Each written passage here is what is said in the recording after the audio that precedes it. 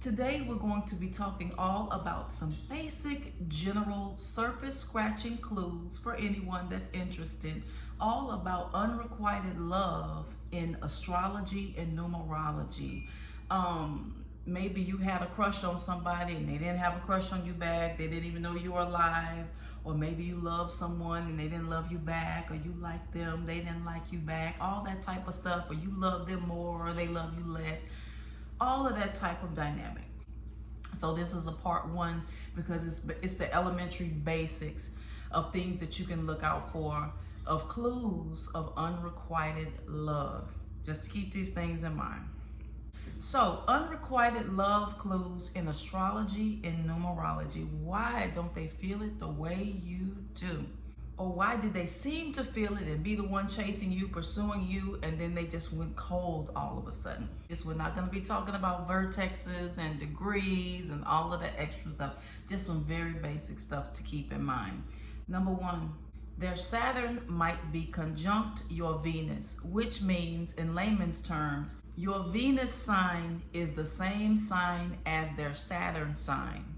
In astrology, Venus is that Oshun energy. She represents the planet of love, romance, falling in love with somebody, the chemical dopamine response. And Saturn is that serious planet that withholds, restricts, regulates, is ice cold, is ruled by Capricorn. It's that planet where when you deal with emotions, it can be very aloof, emotionally distant, sometimes even sociopathic, but it's the extreme of coldness. And Venus is nothing like that. Venus is warm, lovely, loving, welcoming, like that 7th house Libra energy.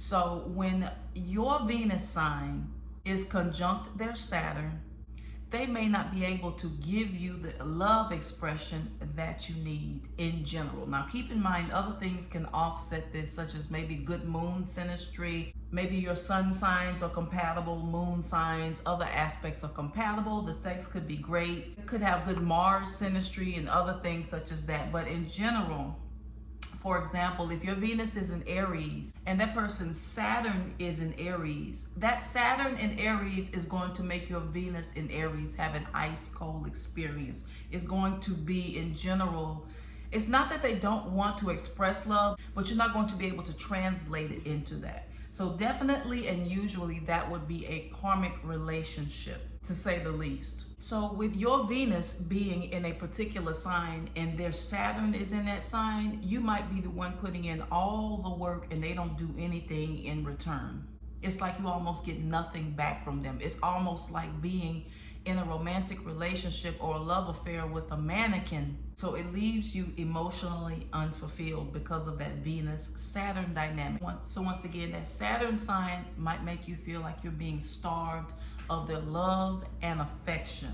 Now, if your own Venus is conjunct your Saturn, you could have issues with self-worth, being attracted to people that are emotionally unavailable as some sort of challenge. You could have dealt with issues of infidelity, dishonesty, and just being straight up used in the name of love. But the karmic relationship between you and the person is definitely rooted in past life things, to where there are some lessons that your higher self wants you to work out. And those lessons are often based on self-worth, value, and reciprocity.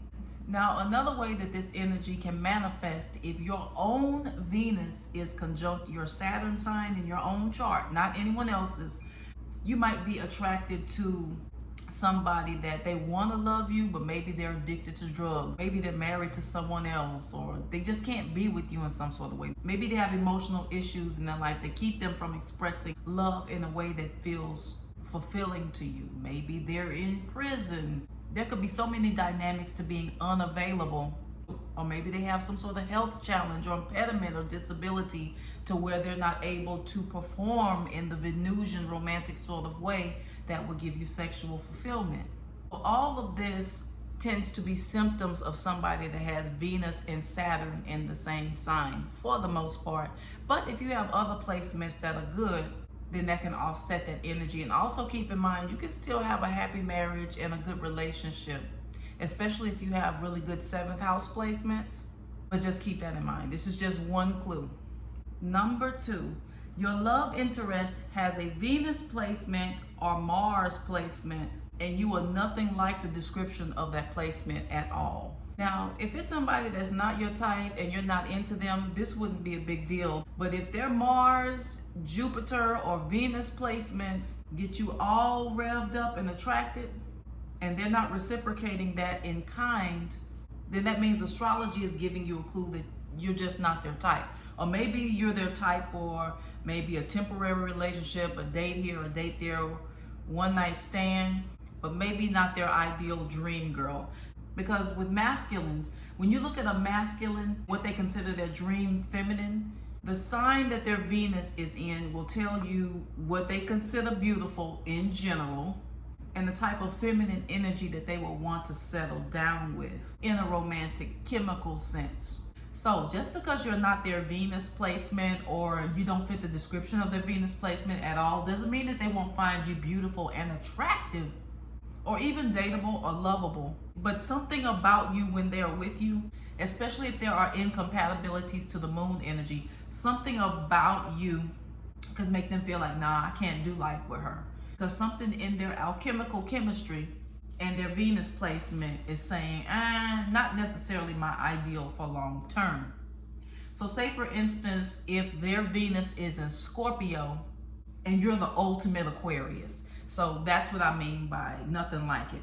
Now, whereas if the masculine's Venus is in Scorpio and he comes across like water sign women or women who have like lots of scorpionic placements in their chart, it can kind of offset this and make it more ideal. Because if you check, a lot of people who are married and in love with their wives are often with a woman whose sun sign is his Venus sign. So just keep that in mind. We're only talking about descriptions, traits, and kind of being in the ballpark of what he considers his marital type. Now for a woman, the Mars placement describes what we would be sexually attracted to, not necessarily long-term or emotionally attracted to. Our Descendant, Vertex, and Jupiter tends to describe ideal husband for us, or in other instances, how that husband will treat us. Now, whatever sign your Jupiter is in does not mean that you're going to marry a man who is under that sun sign. It just talks about the ideals and the principles of that sign, or how he will treat you in that relationship dynamic. So if any of that is misfired, say for instance, your Jupiter is in Taurus and you have this man that's very Gemini-like and is nothing like your ideal, it may kind of throw you off a little bit and be like, let's be friends. You're not really long-term what I'm looking for. Or if that Mars is thrown off, you definitely won't want him to touch you to a certain degree if it's not well aspected. Number 3, your South Node is conjunct their moon, meaning your past life and your comfort zone energy that you are working through in this life makes him feel safe. And he may love you, but love you more like, let's say, a family member. Like, oh, I love you like a friend, or I love you like a mother, or I love you like a sister, or I love you like a brother. That type of thing could happen. Now, keep in mind, just because the South Node is conjunct moon does not mean there's not a romantic dynamic, because there could be other placements to put the fire into it. But definitely sometimes it's kind of like, I love you, but I'm not in love with you sort of energy. Sometimes when the South Node is in the same sign as the other person's moon sign. Also, there could have been a past life codependent dynamic. So even if you weren't the parent, you could have been something such as a caretaker for the person, or somebody that looked out for that person, to where it kind of puts a damper on the romantic fire to keep it burning. But it doesn't mean that mate potential is not there. It just simply means the relationship feels safe to where you have to work on the passion a little more if other things in your chart are not aspected to light that fire. Number 4, Sun-Saturn conjunction, which just simply means their sun sign is your Saturn sign. So they may come off cold, aloof, emotionally distant, or unavailable in some sort of way. And their excuse for not falling in love with you could be, well, you make me feel stifled. Because remember what I told you about Saturn, it's restrictive, it's regulating, it's controlling. Why are you always asking me where I'm going or what time I'm coming back? So in some sort of way, they feel restrictive to where You may start to kind of feel like a parent to them, or somebody that's going to put them on punishment rather than a partner, and somebody that they can have fun with and have that Venusian or Jupiter jovial energy with.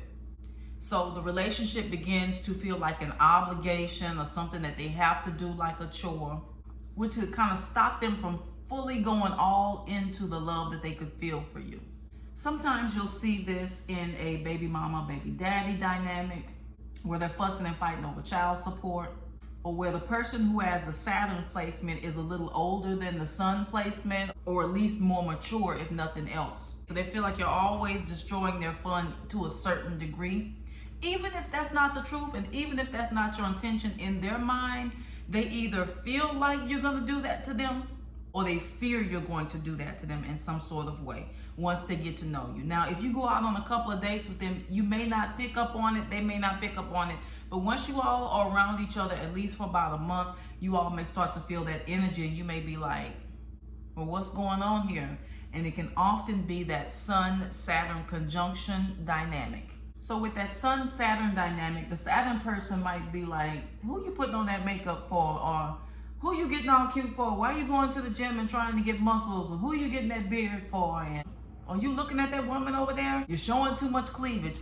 That's the example of what I mean by regulating. And it might once again make the person feel like they are in prison or in a controlling relationship in a way that doesn't feel fun or endearing. And last but not least, it is quite possible that if you or the person that you're dealing with has a karmic debt number of number 16, which is related to the number 7 in the life path, soul urge, or destiny number, then it can cause relationship disappointments to a certain degree. Karmic debt number 16 can deal with someone that was either a heartbreaker or got that heart broken time and time again and never learned their lesson. So with that karmic debt number, you may attract karmic partners from past lives, or just basically attracting them from your subconscious self-fulfilling prophecies, to where if you affirm to yourself that you're never lucky in love, then you will keep attracting the wrong people over and over again. And this is even stronger if you have a placement such as Saturn in Libra, or Saturn in the 7th house, or Lilith in the 7th house. So once again, karmic debt 16 can deal with relationship dynamics and matters of the heart and how we relate to others, whether platonic or romantic. So that's all I have for you this time. Once again, this is just surface scratching, but here are just a few clues to keep in mind. What's meant for you will be for you. Even though our destiny's blueprint can be interpreted through the planetary movements, we are all still creating our own reality and destiny. So the Creator has given you the ability to manifest the improved version of that which has been an obstacle for you. Peace and bliss.